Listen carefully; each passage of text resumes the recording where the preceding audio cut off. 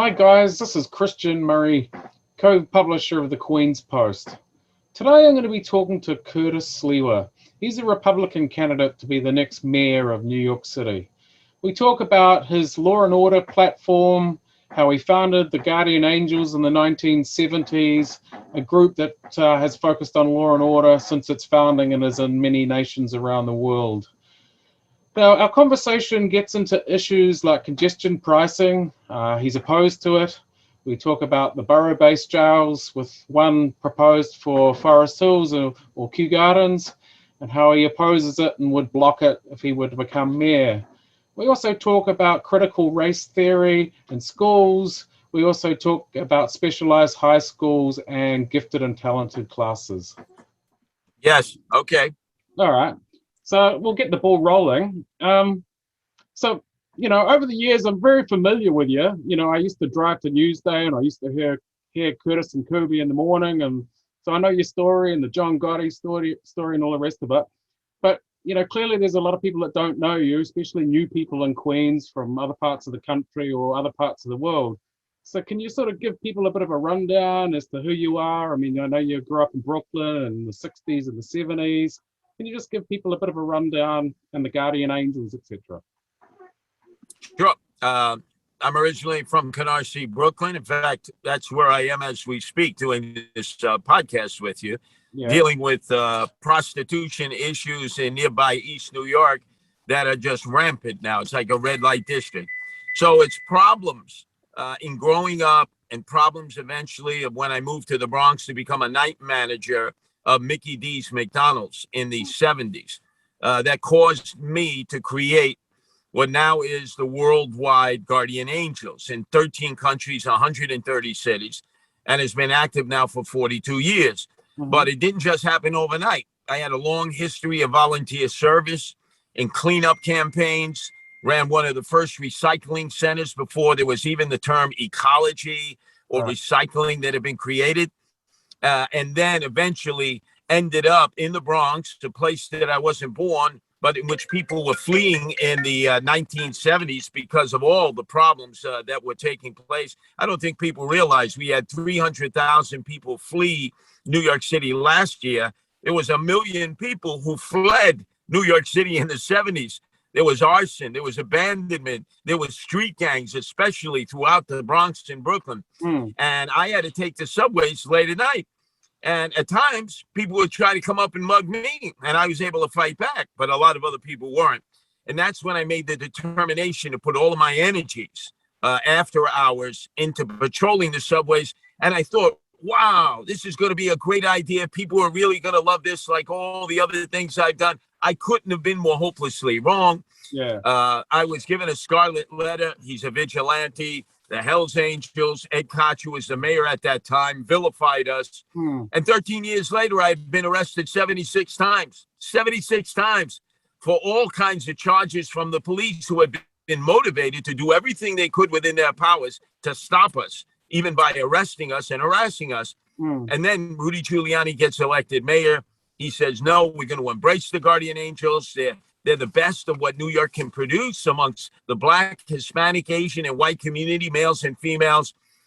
And then we were able to expand internationally. So public safety has been how I've established my credibility. And this is an election cycle. If you notice, every second word is, what are you going to do about crime? What are you going to do about shootings? What are you going to do about gangs, lawlessness, and the anarchy that's taking place in the subway, streets, and parks? All right, Curtis. So, is that why you're running now? You haven't run for mayor before, right? This is your first time you're going for it. And is the sort of the current environment the reason why? Absolutely. It's the first time I'm actually running for office, but I've been on the periphery. I've worked in the campaigns to elect Rudy Giuliani, Michael Bloomberg. There was 20 solid years of Republican leadership at City Hall. Also for George Pataki against Mario Cuomo. Nobody knew who George Pataki was. And if they say, oh, I do, they're lying. And he was able to topple the iconic figure of the Democratic Party and give us 12 years of Republican leadership in Albany. But I've also worked with Democratic campaigns in the time that I lived with Melinda Katz, who's now the Queen's DA, raising two sons with her. I was campaigning when she ran to be the Queensboro president. So I've dealt with Democrats, I've dealt with Republicans, and I was the New York State Reform Party chairman for 3 years. So I know how to deal with all the independents, most of whom were wiped out when Andrew Evil Eyes Cuomo, in his vengeance against the Working Families Party, trying to destroy them, ended up destroying the New York State Reform Party, the Libertarians, the Green Party, the Independence Party, all of those parties, all of their members, all those independents have nowhere to go. And so I ended up becoming a Republican and running for the mayoralty. And in a Republican mayoral primary campaign against my opponent, Fernando Mateo, he spent $1 million advertising that Curtis Sliwa is not a Republican and is a never-Trumper. And he was absolutely correct, but it didn't affect the outcome of the vote. I won 72% of the Republican vote. He won only 28%. And that's how I got into the general election. Yeah, okay. I mean, you know, when Mike Bloomberg were elected, Rudy Giuliani were elected, it was somewhat of a different city than today, even demographics, etc. Why do you think that you can win it today, given how many Democrats there are to Republicans? There's no doubt the demographics have changed. There's the same number of Caucasians, except it's changed because all the hipsters and millennials who have moved into neighborhoods before that hadn't seen white people in a long time, as white ethnic people have either died off or moved out to Florida and other states. So you have Blacks, Hispanics, Asians, and whites. The difference is many more of them are considered liberal, progressive, and have registered as Democrats. Right. The unknown factor is that so many have now registered as independents. They choose not to have an alliance with the Republicans nor the Democrats. And I have what Michael Bloomberg spent millions of dollars to get. Every time he ran, he had the Independence Party line in the general election. Had he not had that Independence Party line, he could never have been elected mayor with the Republican votes alone. I was able to secure an independent party line by getting the necessary signatures without having to spend Bloomberg's millions of dollars, which I don't have to begin with. So people will have the chance to vote for me as a Republican or on the independent party line. And I know how Democrats think. My mother and father were hardcore Democrats. They weren't Reagan Democrats. They weren't Giuliani Democrats. If I were only running as a Republican now, my own mother and father would not vote for me because in their house, there were 4 pictures. You had the Pope, Pope John Paul at the time, Jesus Christ, JFK, and Barack Obama. And if you mention Republicans in my household, my father, a merchant seaman of 55 years, hardcore union guy, would say, "Are you kidding? That's the party of the rich, the wealthy. They're Hazarai, they're pigs." And I'd be arguing with them, but I was getting nowhere with them. So that's why I think I can encroach upon a lot of independents and moderate Democrats to sort of look at me. I can go into neighborhoods where they haven't seen a Republican since they last saw Abraham Lincoln on a $5 bill. Other Republicans have never been able to go in those neighborhoods. I'm compassionate towards the emotionally disturbed and homeless, as I've been as leader and patroller with the Guardian Angels. And I'm the first candidate ever to advocate no-kill shelters. We're not going to be killing any more dogs or cats or animals in our shelter system where they're held for 72 hours and then they're euthanized. That will come to an end. So a lot of people of goodwill, they look at Curtis Sliwa. Yeah, he's tough on crime, but he's compassionate towards the emotionally disturbed persons, the homeless people, and the animals, of which so many people, Trumpers, those who supported Biden, independents, they love animals sometimes more than they love their own family members and friends. No, they're dead right. I just wanted to ask you, though, you're running on a law and order campaign and you're running against a former cop. How is that going to make it a bit tougher for you? I mean, if you were running against maybe a Mayor Wiley or a more left-leaning person, it might be an easier channel for you. But how do you think you're going to go in terms of Eric Adams? Well, you are correct. And Maya Wiley had gotten through ranked choice voting, which I am a proponent. I was a supporter. I actually promoted the initiative and referendum years ago by 70%, the people choice, ranked choice voting. Everybody just has bad things to say now. It has nothing to do with ranked choice voting. It has to do with the corrupt, inept, and inefficient Board of Elections, which needs to be abolished. But yes, Wiley wanted to take guns from the cops, but not take guns from the criminals. Obviously, there would have been more of a difference in the way we approach public safety. But Eric Adams, he's been a classic flip-flopper. You never know from day to day where this guy is going to be when it comes to law and order and public safety. The other day, he had the opportunity of a lifetime. He went to Washington, D.C. He sat with President Joe Biden and a round table discussion about violent crime, gun crimes, gang crimes in urban areas. He sat with mayors and police commissioners. He's a borough president of Brooklyn. And by the way, not necessarily doing a lot of work when it comes to public safety. I know what borough presidents do. I lived with one for years, raising my two sons. They cut ribbons, they appoint people to community boards, and they work on a capital budget.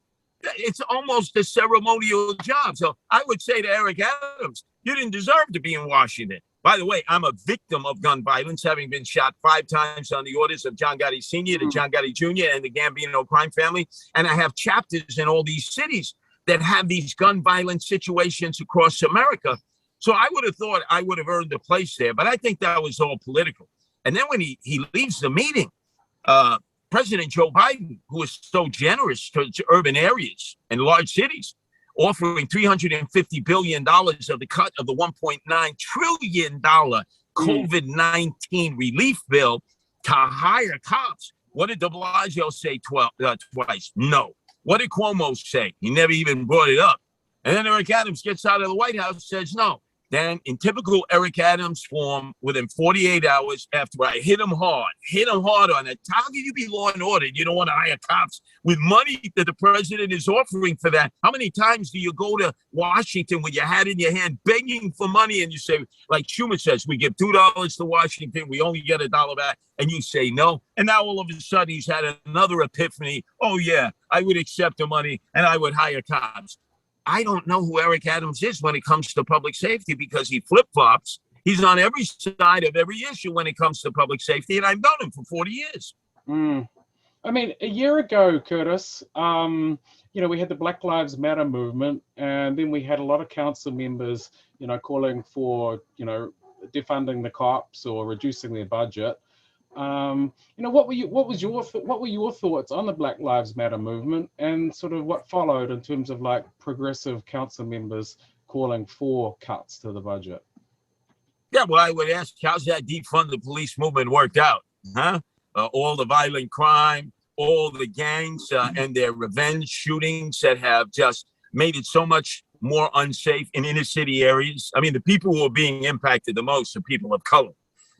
Yes. People who live in wealthy areas, middle-class areas, they've been impacted too, but nowhere near the way it's affected the urban inner city areas. Last summer, in the aftermath of Mr. Floyd being killed in the streets of South Minneapolis, I might add by a Minneapolis police officer, not a member of the NYPD, there were lots of demonstrations that I was at with the Guardian Angels that then turned sometimes into looting and shooting. I don't remember Eric Adams ever once speaking up like you should not be attacking police, vandalizing their equipment, putting graffiti on the walls, F the police, all cops are bastards, ACAB. Never once. He was out there with the demonstrators. Now, all of a sudden, now that the polls say it's not police reform that's the number one issue for Democrats, but law and order, now all of a sudden he's a reborn law and order guy. And remember, every day he was painting Black Lives Matter on the streets of Brooklyn and other boroughs with Bill de Blasio, who's been his Medici, who's been silently behind the scenes pushing people to support Eric Adams, dissing and dismissing Garcia and Wiley, who had worked for him, who knows him best. And there he was. Meantime, I was out there battling with the looters and shooters in Soho and Midtown. I got a broken jaw. Other Guardian Angels were seriously injured. The police have been asked to stand back. And I spoke on behalf of how the police have been rendered impotent. See, I've been consistent since last summer. Eric Adams has not been consistent. He was there with the demonstrations. He wasn't chastising them when they needed to be chastised. And now all of a sudden, he's Mr. Law and Order. Who will he be tomorrow? Curtis, what do you think would have been how did you react to the Black Lives Matter movement? I mean, what was the correct response? I mean, you saw what happened to George Floyd, you saw other incidents. What was the appropriate response to that? Well, look, in our area, Black Lives Matter really came to the forefront in the aftermath when police officer Pantaleo choked to death Eric Garner in Staten Island near Bay Street and Victory Boulevard.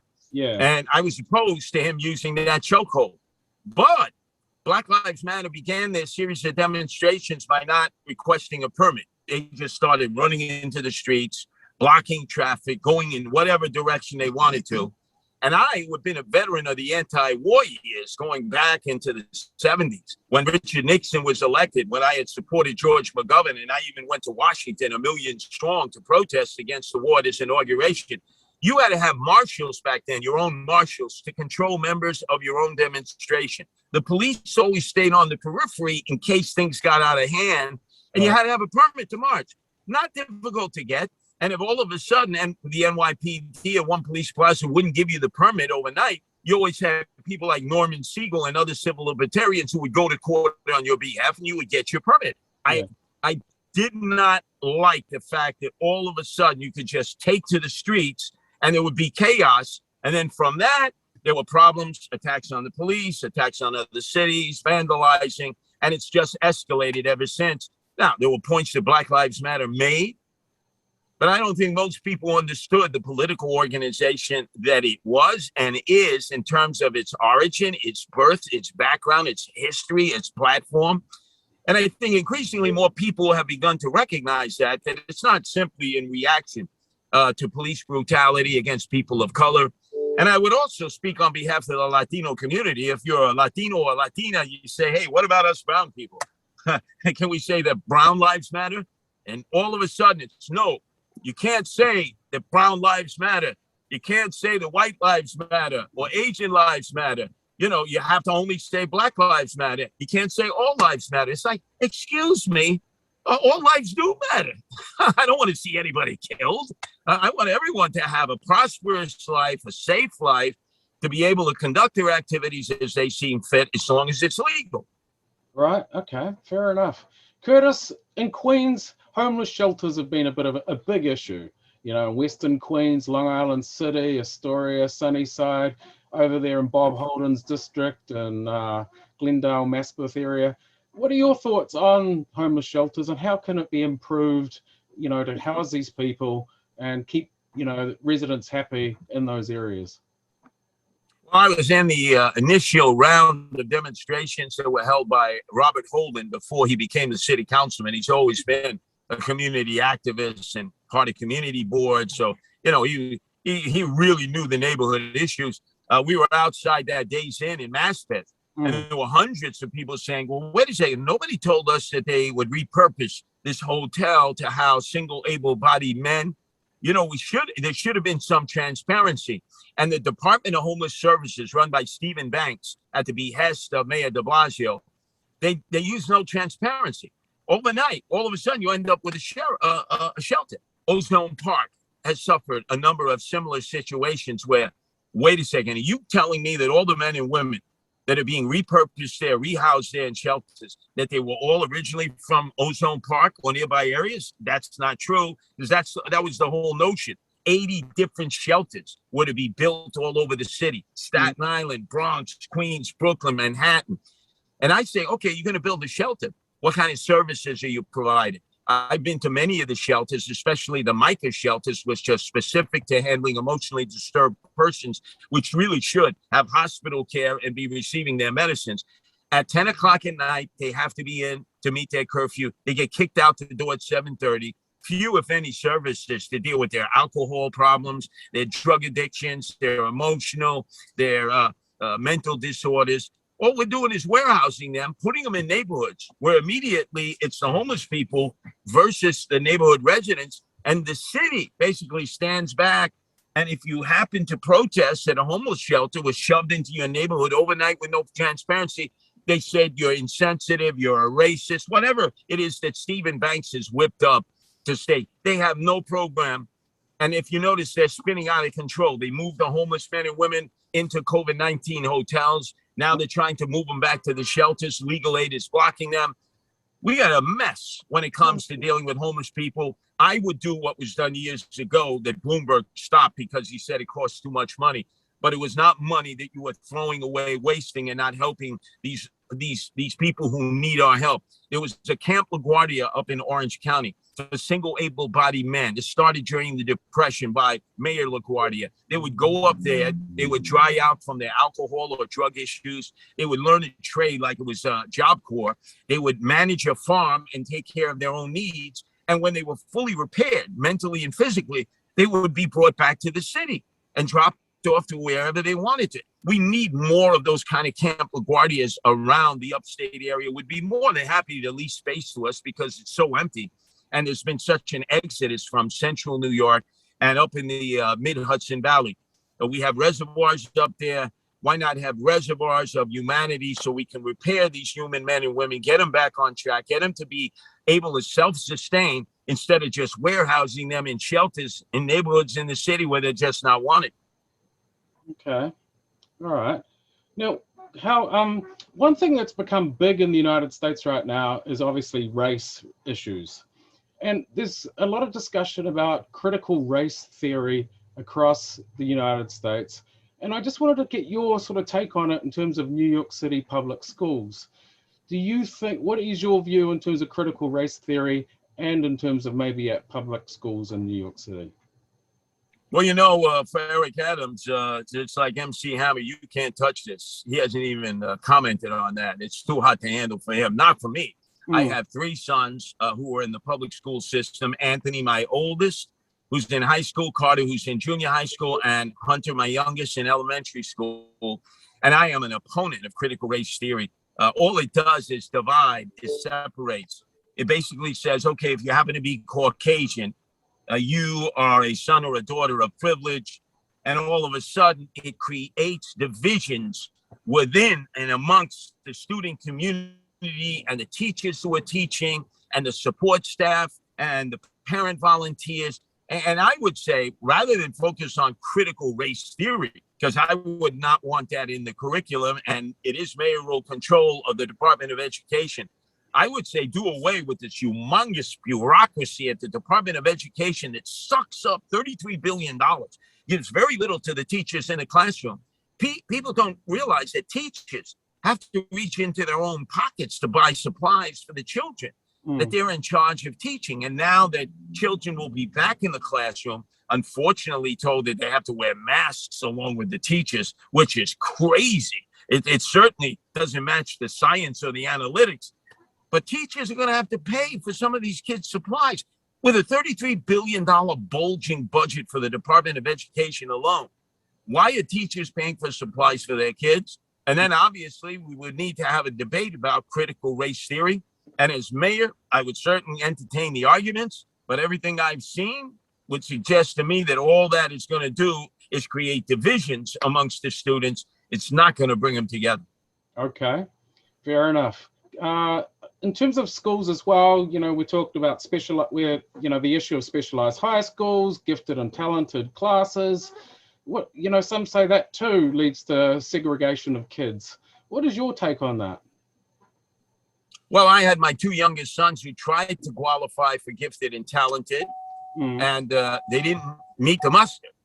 Right. I'm certain that there were other children in the same age range who were chosen because they had given a better interview or maybe did better on the IQ test. I didn't complain about it, just the way it is, especially when taking tests to get into the special schools that exist, like Stuyvesant, Bronx High School of Science, Townsend, right there on the Queens College campus, Staten Island Tech, or Brooklyn Tech in Brooklyn. And no, I think we have to keep that the same as it's been, because remember, this was done to the Jewish kids in the 60s when I went to school. When I went to Bildersee Junior High School and my mother, Francesca, was registering me, I said to her, I said, Mom, how come almost every kid up on that Arista board is Jewish? What is it, because the Jewish teachers are giving them the edge? And she said to me, let me straighten you out. When after school comes, the bell rings, you're out there with your Supreme Cuisine cousins, you're playing stickball, stoopball, boxball, Johnny on the pony, you're hot wiring cars, going on joyrides. Once you see what your Jewish friends are doing in school, Ira Breskin, Lee Rosen, and I took her advice. They were going off to the library. I followed them. I got introduced to microfilm by the blue-haired matrons, which was the form of internet in the 60s. It opened up a whole world of study for me. And my marks, academically, I did a lot better.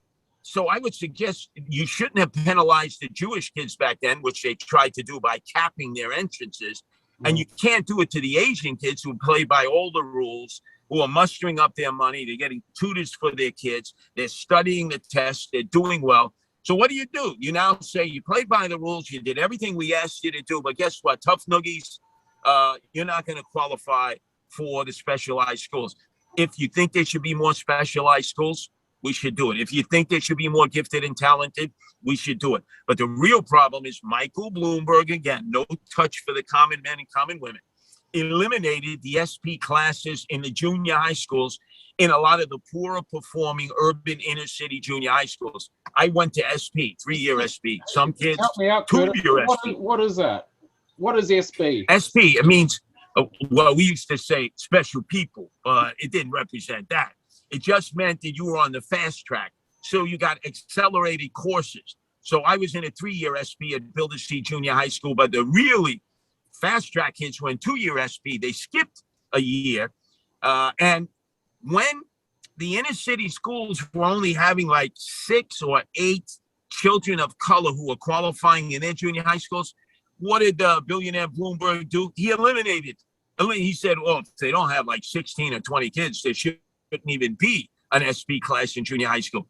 My answer is, if only 2 kids qualify in the urban inner city areas, there should be an SP class. How ridiculous. But then again, that was Michael Bloomberg, stop and frisk, analytics, quotas, everything by the numbers, not realizing that he actually hurt the progress of Black and Hispanic children. I don't think people realize that one time Brooklyn Tech, the majority of the student body was Black and Hispanic, not white and Asian.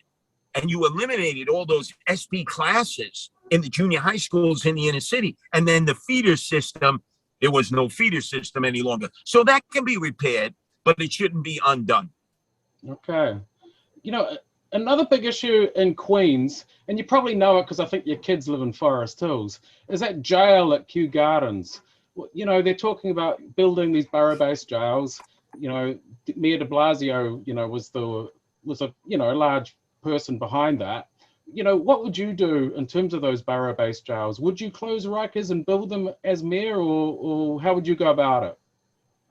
Well, I'm the only candidate who was actually locked up in Rikers, Queens House of Detention, Brooklyn House of Detention, the Tombs in Manhattan, and the Bronx House of Detention. So I love it when they all talk about this.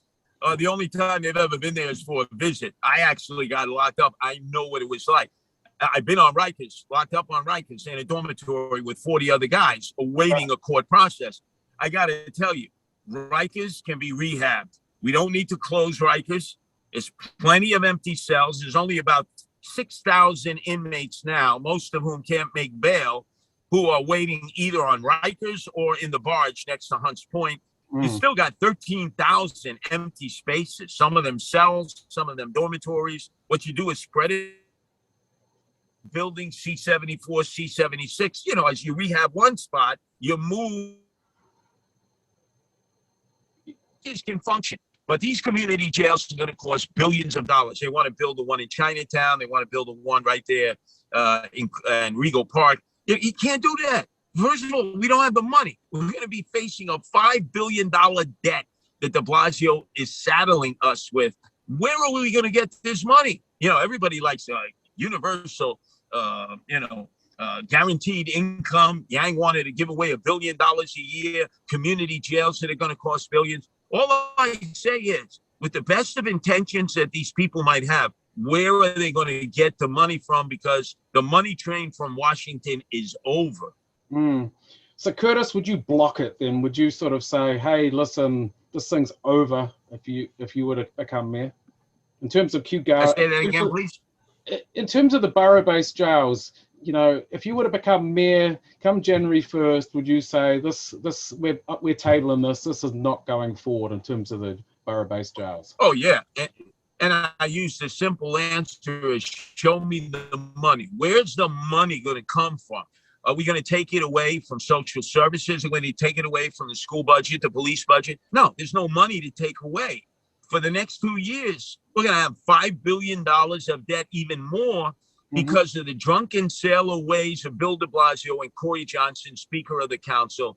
There were no checks and balances. They are spending money they don't have. And they took all that stimulus money that President Joe Biden and Congress and the Senate gave us and just padded the payroll.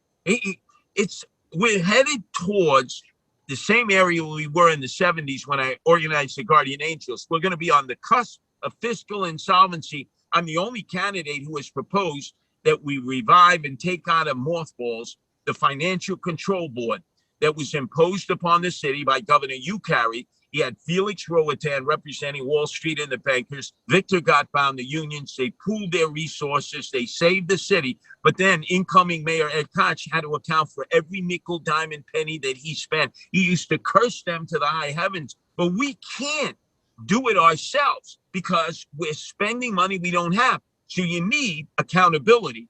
And I wouldn't mind, as mayor, having to answer to the Financial Control Board to make sure that we're not misspending the taxpayers' money and spending money that someone has to account for. Unlike the federal government, we can't raise the debt ceiling. We can't raise the deficit ceiling and keep printing money and then pass it on to our children and children's children's generation. We have to have a balanced budget. And all de Blasio and Corey Johnson did was use fiscal technology to roll it over into the next year and the following year, and the money is just not going to be there. I'm not going to take too much more of your time, Curtis, but one thing in Queens, well, a few things in Queens were the Amazon deal, which would have brought in revenue, of course. Then you've had like the Flushing Creek development, which was passed through, but there was a lot of pushback. You know, what is your view in terms of development in, I guess, Queens and throughout the city? Well, I was against the Amazon deal long before AOC spoke out against it and the progressives. And it wasn't because of the economic development it would bring. It would have brought that. I didn't like the fact that you had two men in a closed room with Jeff Bezos, sycophants, toadies, and lackeys, Cuomo and de Blasio. No transparency, no community meetings, community board shut out. We didn't know the particulars. So I said, wait a second, it's got to be transparency. And this is not necessarily the panacea. Then you have the Sunnyside yards. They keep pushing the Sunnyside yards. Let's develop it. Wait a second. We got so much empty commercial space. We're not even going to be able to lease or rent that because so many businesses have learned that their employees don't have to come into a commercial dwelling. They can work from home. The employees like it. The bosses and the owners and operators like it because it's less expensive. How about repurposing that space first before further development when we don't necessarily have an idea of what we're going to do with all the space? That includes Queens. Look at Manhattan. You have the Hudson Yards. Walk through there. It's a ghost town. What are we going to do? Build more storage bins? When we had old factories that couldn't be used, we repurposed them into storage. In every community now, you have these gigantic storage facilities for all our clutter and junk that we pay on a monthly basis. What are we going to do? Have more storage facilities? We'll have to repurpose some of it for affordable housing, micro-housing, turn some of them into SRO hotels that have services and supervision, which the old SR hotels didn't. They were just simply flop houses. There's a lot of things we can do with the space. But I love these developers. Yeah, we're going to develop here, you know, Sunnyside Yards, Park. Develop. Listen, there's supply and there's no demand. And why would you be building it? What are you, like Bugsy Siegel in the middle of the desert of Las Vegas when Meyer Lansky say, we will build it and they will come? That's like with bike lanes too, you know, as they force the bike lanes into the outer boroughs. We will build it, as Corey Johnson said, and they will come. Well, I've been looking at Queens Boulevard for years, where I see my kids on Sundays, and sometimes we sit there and I teach them Skelly, the game we used to play in the streets, and there's not a bike that passes in an hour. So my position on that, if you don't use it, you lose it. If you use the bike lanes, then obviously we want to develop more bike lanes. But just to have bike lanes and nobody's using it, that space is desperately needed for other activities. All right. Curtis, phase 4 of the Queens Boulevard redesign. You must be familiar with it because you go out to Forest Hills quite a bit. What are your thoughts on that? you know, it was held up for a couple of years, and now they're putting the bike lanes from Forest Hills through to Kew Gardens and making sort of other redesigns, and it's also going to lead to some parking space losses. What are your thoughts on that? Yeah, I mean, I can't say that I am up to date on all of those plans. Some of them I certainly I'm aware. I think too much have gone into those designs to cater to the bicyclists and not necessarily the people who use vehicles or people who have mom and pop shops and they need the deliveries. I remember Ben's Deli on Queens Boulevard, a place I used to take my two kids, had to close. And the reason the owner operator, who had been in business for decades, said is because, look, our customers have no parking space. I can't get my deliveries. You know, they've sort of reapportioned how Queens Boulevard is, the boulevard of death, you know, vision zero, speed cameras, you name it. It's like, this is nuts. I go down Cross Bay Boulevard to Woodhaven Boulevard, and now the traffic is in a crawl. There's speed cameras like every 2,500 feet, and they're clipping you morning, noon, and night. All it is a hidden tax. I think we need to be a little more friendly to people in vehicles because we haven't yet figured out a way to create a safe and efficient subway system that could move millions of people, as it one time did, and other alternative measures of transportation. So we're still dependent on cars, vans, trucks, and we could segue out of that.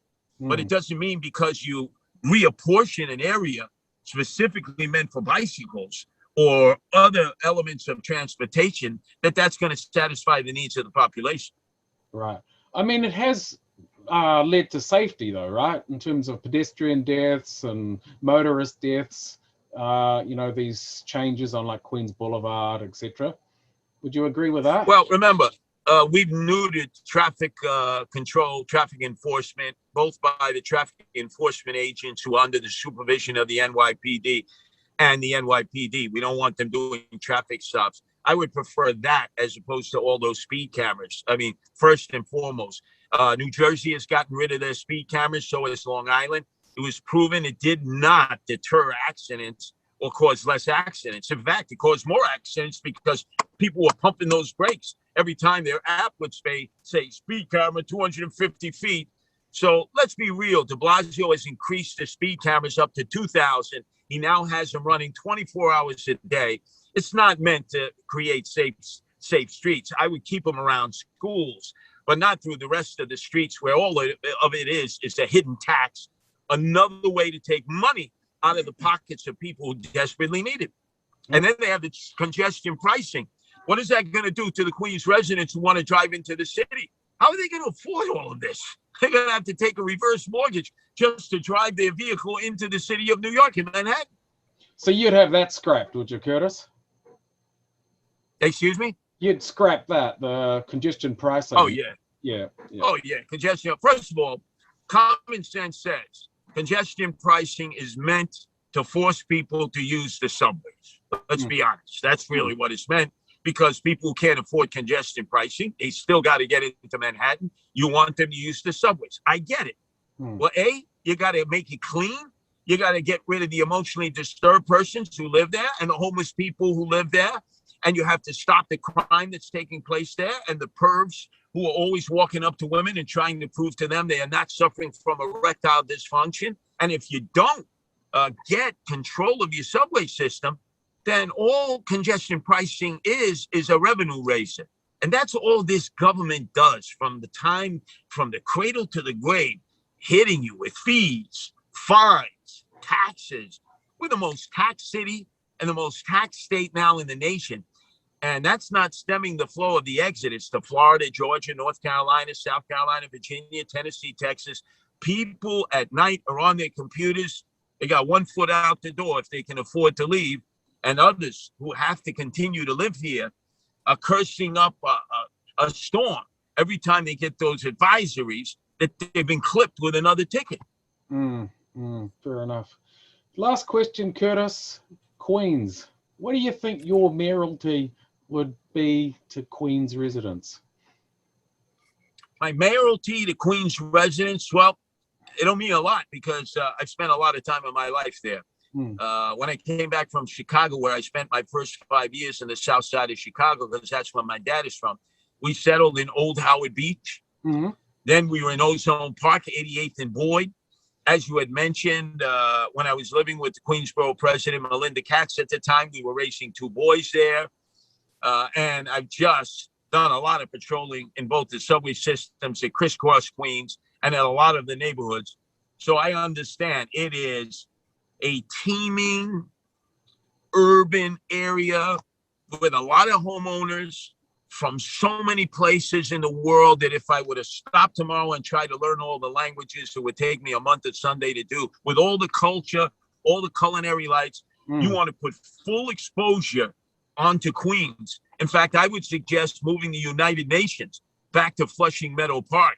It serves no purpose in Manhattan. It should be in Flushing Meadow Park, where the origins of it first came about, because it is the international melting pot of New York City. It's not Manhattan. It's not Brooklyn. It's not the Bronx. It's not Staten Island. It really is Queens. And really put a globe and create a World's Fair. It should be a World's Fair again, in which we're inviting people and obviously setting it up so that people can come to Flushing Meadow Park like I did back in '64. And I would even consider trying to build a monorail along the LIE to help the mass transportation and get people out on the island. You ever see that? Oh my God, you try to drive on the LIE or the Grand Central Parkway, it's bumper to bumper. It's belching out fossil fuels. If we're concerned about having a greener environment, let's be creative how to build mass transit instead of trying to build an underground, which is too costly, and start building more monorails. And then Cuomo's wacky idea of his connection to LaGuardia, I even agree with AOC on that one. He's insane in the brain. All that's going to do is help all of his cronies who gets wine down the parking line. That's what they do with Cuomo, and get all these fat contracts for a rail system that makes no sense. Last question, Curtis. Why do you think that makes no sense? Is it because no one will use it? Is it because it goes through, some residential areas and the residents don't like it? Although I guess it goes down the highway for most of it. But why don't you like it? Because if you look at other major urban areas, the links go directly to the airport. You don't have to stop, get off. Like you do now when you go to JFK, you take it to Jamaica Station. Let's say you take the E and the J to Jamaica Station. You schlep upstairs. Then you're on the plane to JFK. Now it's going to be the same thing. You got to transfer. You go to Chicago. You get a direct link to the airports. Midway, which is there, LaGuardia, and O'Hara, which is there, JFK. You go to Atlanta with MARTA. You go to Washington, D.C. All these airports are directly linked. Even Cleveland, with its prehistoric subway system, has a direct link to its airport, but not New York City. It's the only place where you have to make sometimes 3 different changes in order to use mass transit to get to an airport. It's crazy. But Curtis, could we afford putting a link directly from Manhattan through to LaGuardia, or directly from Manhattan through to JFK? I mean, is that really feasible?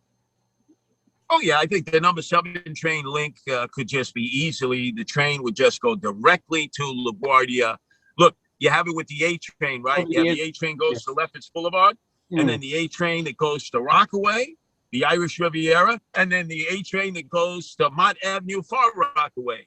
So it has been done before in the system. It could be done again, but these endless, we're going to change train systems, use the same rail system, use the same subway cars, and let's make it efficient and cost effective, not only for the people who want to use the airports, but people who love to ride subways when they're safe, when they're clean, when they're efficient, and when they run on time. Okay. Well, listen, thanks for your time, Curtis. I really appreciate it. And it's my pleasure. And best wishes in your campaign. Oh, yeah. You can go to CurtisSliwa4Mayor.com. CurtisSliwa4Mayor.com. And just one other benefit. I'm the only candidate who has ever advocated no-kill shelters. And if you're an animal lover, there's not even a shelter system in Queens. Doesn't even have a shelter system. And the shelter systems that do exist in the city, they'll take a dog or a cat in for 72 hours. And most taxpayers think, oh, that's great. animal care and control. They're taking care of those animals, yeah, for 72 hours. And then if they're not claimed or adopted or taken by a rescue group, they're euthanized. And I have 16 rescue cats with my wife, Nancy, in an Upper West Side apartment that's only 328 square feet. That's right. You would tell Elon Musk, who's in a 350 square foot apartment, I got to buy a few. And we raised these rescue cats, all of whom would have been euthanized in the city shelter system. The day that I'm elected mayor, no more euthanizing of cats and dogs. We're going to be like Los Angeles and Austin and have no-kill shelters. So if people want to learn more about my campaign, including the no-kill shelters platform, just go to CurtisSliwaForMayor.com. That's CurtisSliwaForMayor.com. All right, terrific. Well, thanks again.